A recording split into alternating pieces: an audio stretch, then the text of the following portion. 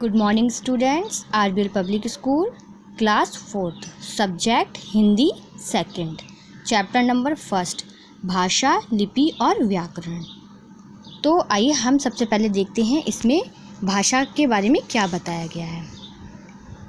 वह साधन जिसके द्वारा हम अपने विचारों तथा भावों का आदान प्रदान करते हैं वह भाषा कहलाती है। और भाषा के मुख्यतः 2 रूप होते हैं, मौखिक रूप और लिखित रूप। मौखिक रूप यह भाषा का वह रूप है जिसमें हम बोलकर तथा सुनकर अपने भावों को व्यक्त करते हैं।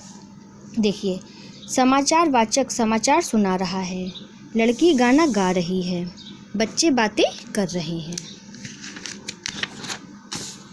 और लिखित रूप यह भाषा का वह रूप है जिसमें हम लिखकर तथा पढ़कर अपने विचार दूसरों तक पहुंचाते हैं। जैसे कमल पुस्तक पढ़ रहा है, अध्यापिका श्याम पट पर लिख रही हैं, दादाजी अखबार पढ़ रहे हैं।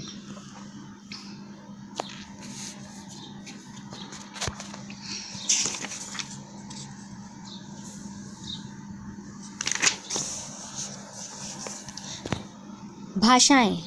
भारत एक विशाल देश है। यहाँ कई प्रकार की भाषाएं बोली जाती हैं। जैसे पंजाब में पंजाबी, महाराष्ट्र में मराठी, पश्चिम बंगाल में बंगला, तमिलनाडु में तमिल, केरल में मलयालम, कश्मीर में कश्मीरी, कर्नाटक में कन्नड़, आंध्र प्रदेश में तेलुगु आदि। हमारी राष्ट्रभाषा हिंदी है। ये हमारे देश में सर्वाधिक बोली जाती है।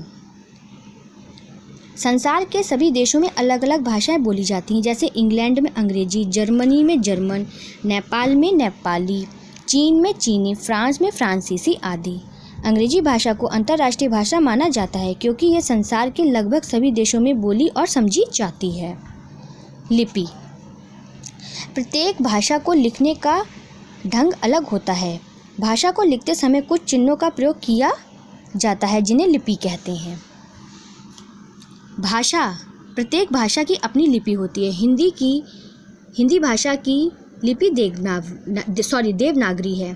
कुछ अन्य भाषाएं तथा उनकी लिपियां इस प्रकार हैं: संस्कृत देवनागरी, मराठी देवनागरी, फ्रांसीसी रोमन, उर्दू फारसीसी, नेपाली देवनागरी, अंग्रेजी Roman, German Roman, Punjabi Gurmukhi, अरबी फारसी।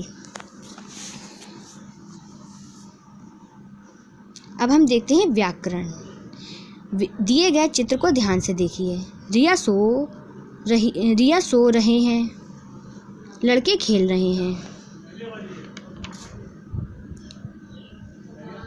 यह वाक्य पढ़ने तथा सुनने में कुछ अटपटे लगते हैं क्योंकि इनमें व्याकरण के नियमों का प्रयोग नहीं हुआ। अब इन वाक्यों को पुनः देखिए। रिया सो रही है, लड़के खेल रहे हैं। ठीक है, इन वाक्यों में व्याकरण के नियमों का प्रयोग हुआ है। अतः व्याकरण वह शास्त्र है जिसके द्वारा हम किसी भाषा को शुद्ध रूप में बोलना, लिखना तथा पढ़ना सीखते हैं। व्याकरण के अंग। व्याकरण के 3 अंग होते हैं: वर्ण विचार, शब्द विचार और वाक्य विचार। बच्चों, बुक रीडिंग कंप्लीट हुई। अब हम इसके सबसे पहले एक्सरसाइज देखते हैं। एक्सरसाइज में सबसे पहले प्रश्नोत्तर है। तो भाषा किसे कहते हैं? भाषा वह साधन जिसके द्वारा हम अपने विचारों तथा भावों का आदान प्रदान करते हैं भाषा कहलाता है। तो ये क्वेश्चन आपको अपनी कॉपी पे लिखना है। अब क्वेश्चन नंबर 2, भाषा के कितने रूप होते हैं? अभी मैंने पीछे आपको बताया था भाषा के मुख्य 2 रूप होते हैं, लिखित रूप और मौखिक रूप। लिपि क्या है?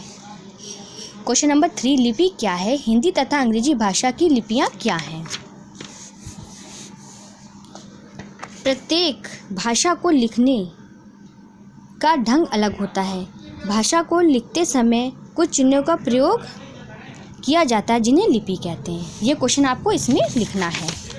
अब हम देखते हैं हिंदी तथा अंग्रेजी भाषा की लिपियां क्या है। तो हिंदी की तो हमारी देवनागरी लिपि है और अंग्रेजी की रोमन लिपि है। व्याकरण क्या है? व्याकरण वह शास्त्र है जिसके द्वारा हम किसी भाषा को शुद्ध रूप से बोलना, पढ़ना तथा लिखना सीखते हैं, वह व्याकरण कहलाती है। अब व्याकरण के कितने अंग होते हैं? व्याकरण के 3 अंग होते हैं: वर्ण विचार, शब्द विचार और वाक्य विचार। ये तो आपके क्वेश्चन आंसर होगा। ये सब आपको अपनी कॉपी में करने हैं। अब देखते हैं सही विकल्प पर सही निशान। हम अपनी बात दूसरों को समझाते हैं। ये सभी बोलकर, सुनकर, पढ़कर। ठीक है। हिंदी, मराठी, संस्कृत आदि की लिपि है देवनागरी। भाषा को शुद्ध रूप से बोलना, पढ़ना तथा लिखना सिखाता है व्याकरण। व्याकरण के कितने अंग होते हैं? 3 अंग होते हैं। अब रिक्त स्थानों की पूर्ति करिए। भाषा वह साधन है जिसके द्वारा हम बोलकर या सुनकर अपनी बात दूसरों को समझाते हैं। इसमें आएगा मौखिक रूप। भाषा का सांकेतिक रूप मान्य नहीं है। अंग्रेजी को अंतर्राष्ट्रीय भाषा माना जाता है। पंजाबी भाषा की लिपि गुरमुखी है। वर्ण विचार, शब्द विचार तथा वाक्य विचार व्याकरण के अंग हैं। भारत के इन राज्यों में कौन सी भाषा मुख्य रूप से बोली जाती है? तमिलनाडु में तमिल, आंध्र प्रदेश में तेलुगु, केरल में मलयालम, कश्मीर में कश्मीरी, कर्नाटक में कन्नड़, गुजरात में गुजराती, महाराष्ट्र में मराठी, पंजाब में पंजाबी और पश्चिम बंगाल में बंगला और उत्तर प्रदेश में हिंदी। उत्तर प्रदेश में हिंदी भाषा बहुत अधिक मात्रा में बोली जाती है। बच्चों, ये सारी एक्सरसाइज आपको अपनी हिंदी सेक्शन की कॉपी में करनी है और आपकी कॉपी क्लासरूम में चेक की जाएगी। Thank you.